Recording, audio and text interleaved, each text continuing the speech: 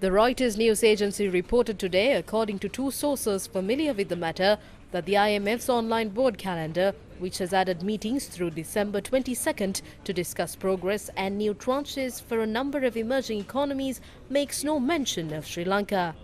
However, the government in September said that it expects the IMF Executive Board to approve the deal by the end of this year.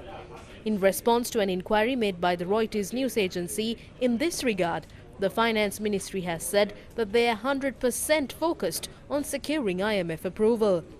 The ministry, responding to the inquiry made by Reuters, said that they are taking every necessary step to secure financing assurances from Sri Lanka's bilateral creditors as quickly as possible. However, IMF officials for Sri Lanka, responding to Reuters, has said that it is difficult to predict the timeline for the board approval as the process of debt discussions takes time. This doesn't mean that we are not going to get this support from the IMF. Even now, the discussions are ongoing with the bilateral creditors.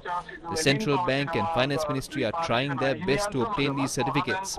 Once we receive these certificates, we will forward them to the IMF. By doing so, we will be able to approve the proposed bailout from the IMF. Therefore, there is no doubt about receiving the support of the IMF.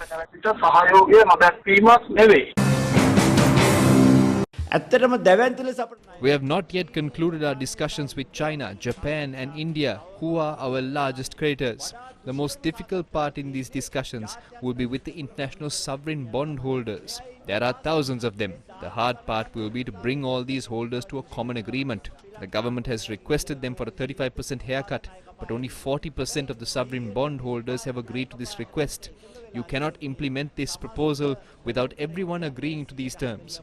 Trying to get all these bond holders on board will result in a decrease in their haircut from 35% to 10%. Experts say that this may take at least 3 more months. අඩුම ගානේ මාස 3ක්වත් ගත වෙවි කියන එක තමයි විශේෂඥයන්ගේ මතය වෙලා තිබෙන්නේ.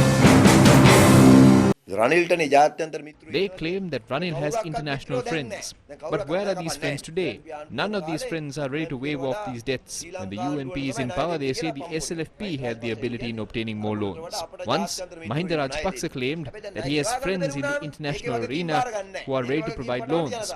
But no one is ready to take up the task of paying off these debts. The people are burdened today in repaying these loans. The people are held responsible for it. In increasing the electricity tariff by 75%, they say they have to increase this as there is no other option. If they can't solve it, they are going to sell it away. Now they are inquiring from the people as to whether it is good to increase the tariff or to sell off the entity. It's like asking the person his choice of poison.